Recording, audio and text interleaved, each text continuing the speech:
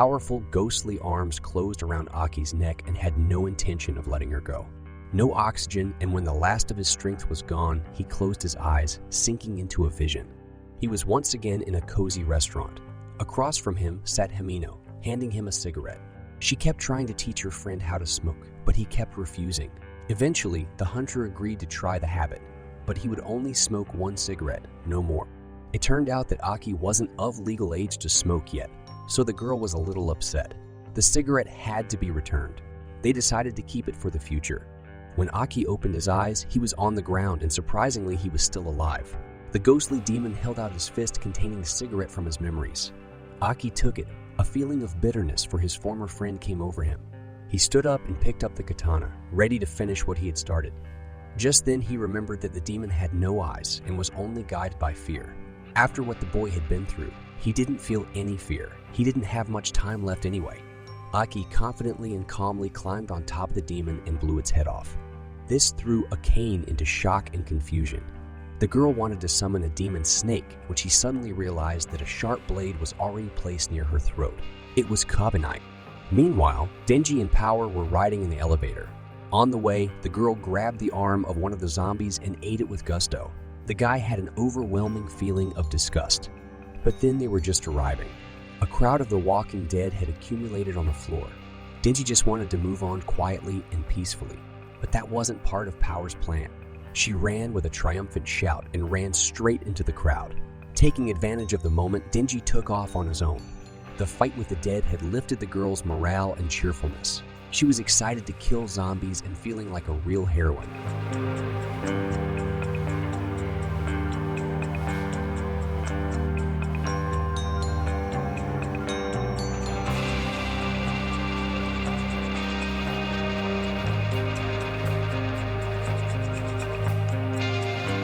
The elevator stopped again on the next floor. There, the guy was met by the swordsman and his subordinates. Denji already wanted to cut them into pieces, but then the villain sharply began a dialogue. He didn't believe that his grandfather had turned into a zombie and was sure that the guy had killed him for nothing, and that's what Yakuza do for revenge. He tried to give the hunter a guilty conscience, but he hadn't felt that way in a long time. So instead of getting upset, he called in a chainsaw. A fight ensued between the swordsman and chainsaw man, during which they flew out of the building.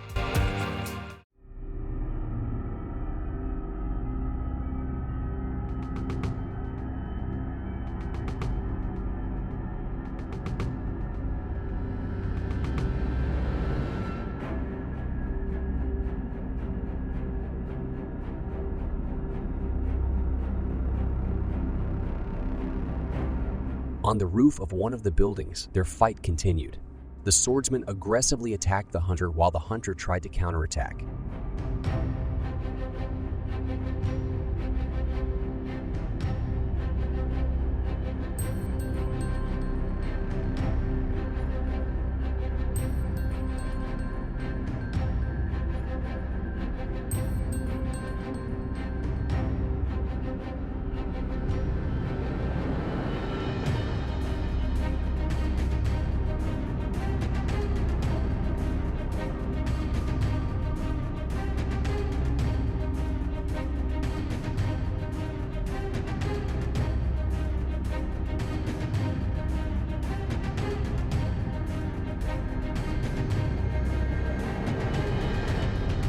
They moved to the roof of a moving train.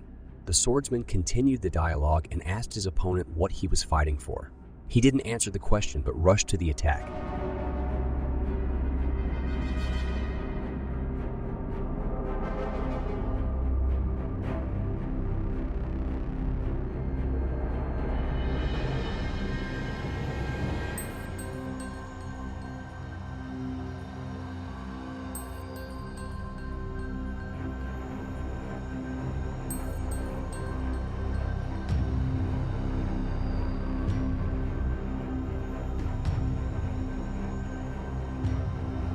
It wasn't easy to keep their balance, but they managed.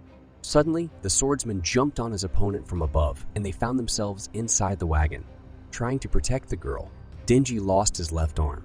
The swordsman made a quick dash and severed the remaining limb. He was now confident of his victory and apologized to Denji for killing his grandfather. But the boy would not give up and went into battle with his last chainsaw on his head.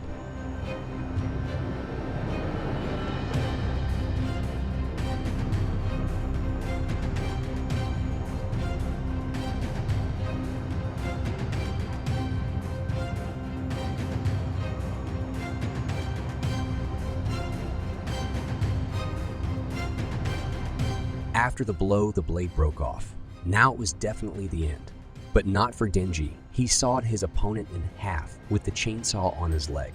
The swordsman woke up near the train, chained up. He still had the courage to fight back. While they waited for the police, Denji had to sit with the man he hated. The swordsman was sure of his impunity, but the boy had a brilliant idea. That's when Aki came along. Denji suggested to his friend that he punish the losing villain himself, to avenge all the things. We should smack him in the crotch like Aki taught us. The winner is the one who gets the loudest scream out of him. The loudest scream. At first, his friend wanted to refuse because it's a silly thing to do. But then he remembered dear Himeno and realized that she would have supported the idea. This raised the competitive spirit in him, and he prepared himself for the best revenge. Soon, the police arrived and apprehended all the bandits and criminals who were still alive. They helped the injured and took away the bodies of the dead, and the swordsman's cry echoed through the neighborhoods of the evening city. After the successfully completed operation, Makima hurried to report on the work done. Sabatari Akane, formerly civilian hunter, had carried out the attack. She contracted a demon firearm and supplied the Yakuza with weapons. She was contracted to get the heart of the chainsaw demon. We realized she failed to do so, but why would she need it? The perpetrator was never interrogated, and when she was taken into custody, she committed suicide. It seems to have been one of the terms of the contract. 1 kilogram of fire demon flesh was recovered from the building where the operation took place. Now, when the entire mass was combined with the 5 kilograms seized earlier, the clot has finally begun to move. Its direction indicated the location of its host, the firearm demon. In the evening, after such a busy and horrible day, Aki went out to the balcony to be alone with himself and his thoughts. He took out the very cigarette from the past that the demon ghost had given him. It seemed the moment had come when he could smoke it. It was the longest and nicest cigarette, infused with both good nostalgia and great sadness for the friend who had left him so soon. Meanwhile, Denji slept soundly in his room. He was having a dream, the same dream that he had been having all the time. He was walking down a gray, dim street covered with houses. He turned to the right and saw the same gray iron door covered with flyers. He went closer. In the dream, he was still a child.